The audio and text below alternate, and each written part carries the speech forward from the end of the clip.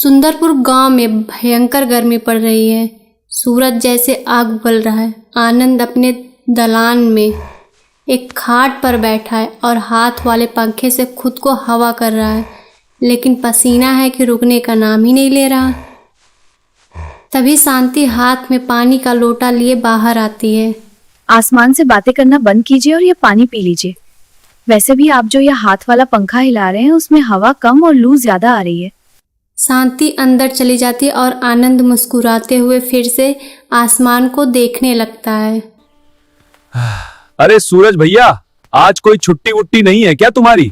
बीवी से झगड़ा करके आए हो क्या, जो सारा गुस्सा हम पर ही निकाल रहे हो? आनंद, सुरेश और काका बरगद के पेड़ के नीचे बैठे हैं। तीनों गर्मी से बेहाल है बेचारे। इस गर्मी में तो साया भी कोई काम नहीं आता। हे भगवान, अगर 2 दिन और ऐसी गर्मी पड़ी ना तो मैं बिना तेल के ही पकोड़ा बन जाऊंगा। मेरी तो हड्डियां तक भुन गई है। सही कह रहे हो काका, खेतों की मिट्टी एकदम पत्थर हो गई है। फसल तो दूर, वहां घास का एक तिनका भी सूख कर पापड़ हो गया होगा। दोनों लोग हमेशा रोते क्यों रहते हो? अरे मैंने कहा ना बारिश होगी। सुनो काका, अगर अगले 2 दिन में मेरे गांव में बारिश हो गई ना तो मेरी तरफ से पूरे मोहल्ले को दावत। आनंद जुबान का पक्का है काका। ऊपर वाला मेरे खेतों की प्यास बुझाएगा तो मैं तुम सबकी भूख बुझाऊंगा। यह मेरा पक्का वादा है। सुजेश, तूने सुना? मैं तो आज रात से ही खाना पीना छोड़ रहा हूं ताकि परसों आनंद की दावत में कम से कम 15 पूरियां खा सकूं। आसमान में काले बादल छाते हैं। आनंद बहुत खुश हो जाता है, लेकिन कुछ ही देर में तेज हवा चलती है और सारे बादल उड़ जाते हैं। फिर से तेज धूप निकल आती है।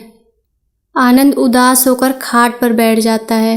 काका वहां से गुजरते हैं और आनंद को उदास देखकर रुक जाते हैं। क्या हुआ आनंद? तेरे बादल तो बिना बरसे ही वापस लौट गए। चलो अच्छा है, कम से कम तेरा दावत का खर्चा तो बच गया। अब पैसे बचा और आराम से सो जा। काका, मुझे पैसा बचाने की कोई खुशी नहीं है। मैं तो यह सोचकर उदास हूं कि अगर यह जमीन ऐसे ही सूखी रही तो किसान की उम्मीद का क्या होगा। दावत का खर्च तो मैं कहीं से भी ले आता, पर यह जो ऊपर वाले ने कंजूसी की है ना, वो दिल तोड़ रही है। आनंद की बातें सुनकर काका की हंसी गायब हो जाती है। वो बिना कुछ बोले वहां से चले जाते हैं। अरे ये हवा तो अचानक चल पड़ी। लगता है बारिश होने वाली है। दोपहर का समय है। शांति आंगन में काम कर रही है। अचानक से एक ठंडी हवा का झोंका आता है। शांति के बाल उड़ते हैं और टिप टिप करके बारिश के बूंदें गिरने लगती है। देखते ही देखते झमाझम बारिश शुरू हो जाती है। आनंद अंदर से दौड़ता हुआ आंगन में आता है और खुशी से झूमने लगता है।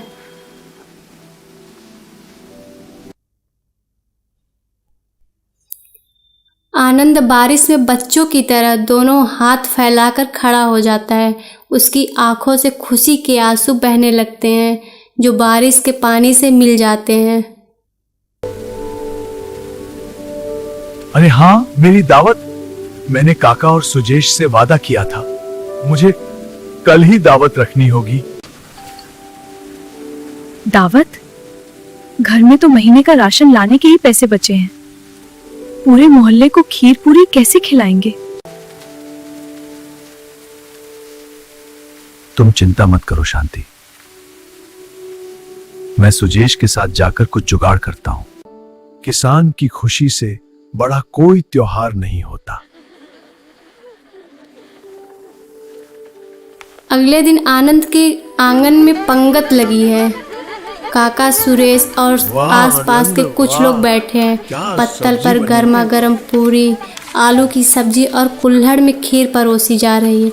आनंद और शांति खुशी खुशी सबको खाना परोस रहे हैं। और ये खीर में 2-4 काजू और डाल देता तो क्या तेरा खेत बिक जाता? काका, आप 15 पूरी खा चुके हो। अब तो काजू किशमिश की शिकायत छोड़ दीजिए, आराम से खाइए, बहुत खाना है। आनंद दूसरे लोगों को खाना परोसते हुए आगे बढ़ जाता है।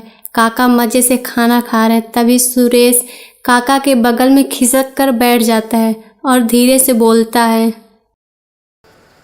काका, आपको पता है आनंद ने इस दावत के पैसे कहां से लाए? कहां से? किसी से उधार लिए होंगे? नहीं काका, आनंद ने पिछले 3 साल से एक एक जोड़कर शांति भाभी के लिए एक सोने की चैन बनवाने के पैसे रखे थे। कल उसने वो सारे पैसे इस दावत का सामान लाने में खर्च कर दिए। क्या अपनी बीवी के गहने के पैसे हमें खिलाने में उड़ा दिए? काका खाते खाते रुक जाते हैं। और शांति बहू ने कुछ नहीं कहा? भाभी ने खुद वो गुल्लक आनंद के हाथ में रखी थी काका।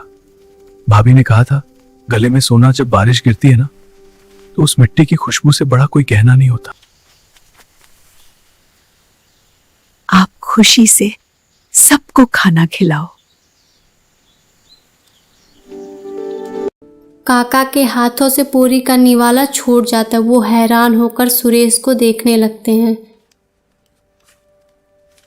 काका की आंखें भर आती है। वो आनंद और शांति की तरफ देखते हैं, जो चेहरे पर बड़ी सी मुस्कान लिए सबको खाना खिला रहे हैं। काका को अपनी लालच और छोटी सोच पर बहुत शर्म आती है। काका धीरे से उठते हैं और हाथ धोकर आनंद के पास अरे जाते काका, हैं। उठ क्यों गए?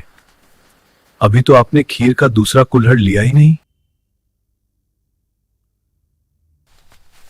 आनंद, मेरा पेट तो भर गया, पर आज तूने मेरी आत्मा को भी तृप्त कर दिया।